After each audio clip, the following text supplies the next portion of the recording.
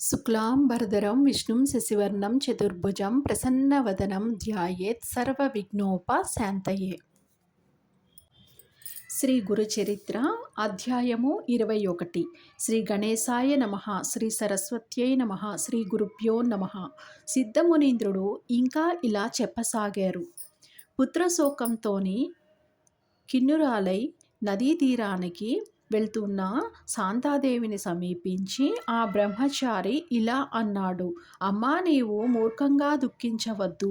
ఈ జనన మరణ చక్రంలోని శరీరాలు నీటి బుడగలలాగా పుట్టి నశిస్తూ ఉండడం సహజమే.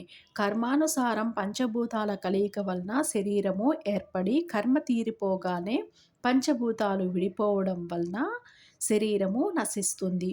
మాయకు వశులైన మానవులు తమ దేహమే తామన్న భ్రాంతిని పొంది బిడ్డ, భార్య, మిత్రుడు అనే మమకారమును పెంచుకుంటారు.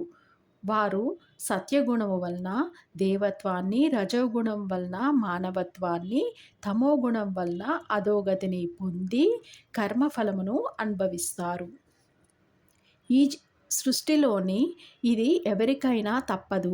అది తెలిసిన జ్ఞానులు పుట్టుక వలన సంతోషాన్ని గాని, మరణం వలన దుఃఖం గాని పొందరు. వారి వారి కర్మలను అనుసరించి కొందరు బాల్యంలోనే మరణిస్తారు. నిజానికి శరీరము, రక్తము, మాంసము మొదలైన ధాతువులతోని నిండి మలినమైనది. బుద్ధిమంతులు ఇట్టి శరీరాన్ని నిత్యము, ప్రియము అని భావించరు. ఎన్నెన్ని జన్మలలోని ఎవరెవరికి తల్లులో, బిడ్డలో, భర్తలో ఎవరికెరుక? ఇతడు నీ బిడ్డడన్న భ్రాంతితోని శోకిస్తున్నావు. ఆ మమకారాన్ని విడిచి శాస్త్ర విధిని అనుసరించి అంత్యక్రియలకై వారికి శవాన్ని అప్పగించు. ఆ మాటలను విని శాంతాదేవి, అయ్యో, మీరు కరుణతోని ఉపదేశించినది ధర్మమే, కానీ అది నా మనస్సులోని కొంచెం కూడా నిలవడం లేదు. జనన మరణములకు మూలము కర్మే. అయితే భగవంతుని సేవ వలన నశిస్తూ ఉందని పెద్దలు ఎలా చెప్పారు? నాకు పూర్వకర్మ దోషమున్నదనియు తెలిసే నేను స్వామిని సేవించాను. శ్రీ గురుడు నాకు అభయమిచ్చి వరం ఇచ్చాడు. ఇప్పుడు మరి నన్నెందుకిలా ఉపేక్షించాడు? రోగులు వైద్యుడిచ్చే మందుతోని జబ్బు తగ్గించుకుంటున్నారు. పేదవాడు శ్రీమంతులిచ్చే ధనంతోని కష్టం తొలగించుకుంటున్నారు. అలాగే శ్రీ గురుని సేవించి ఆయన ఇచ్చిన అభయాన్ని నమ్ముకొనడమే నా మూర్ఖత్వమా? ఈ నా బిడ్డ శతాయుష్మంతుడవుతాడనియు ఆయన వరం ఇచ్చాడు. నాకు దాపురించిన పిశాచ భయాన్ని పోగొట్టి సాక్షాత్తు ఆ భగవంతుడే ప్రసాదించిన ఈ ఫలము ఎందుకు అవ్వాలి?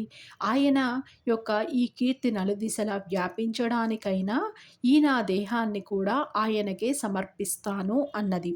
అప్పుడు బ్రహ్మచారి, అమ్మ, అలా అయితే ఇక్కడ దుఃఖించి ఏమి ప్రయోజనము?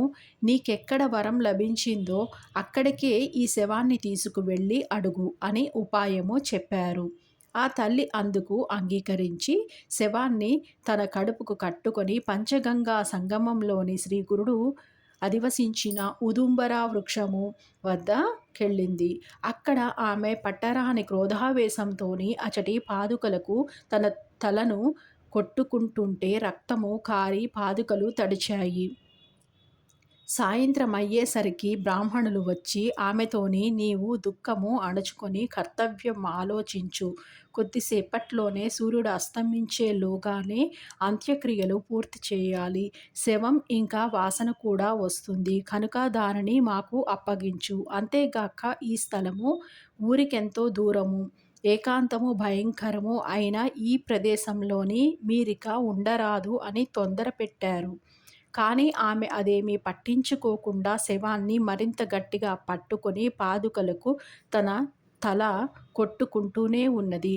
ఆ బ్రాహ్మణులు వేరే దారి లేక, ఇక చీకటి పడుతూ ఉంది, ఇక్కడ దొంగల భయం ఉన్నది, మనం ఇండ్లకు వెళ్ళి రాత్రి ఉపవాసం ఉండి తెల్లవారాక శవ సంస్కారము చేద్దాము. ఈ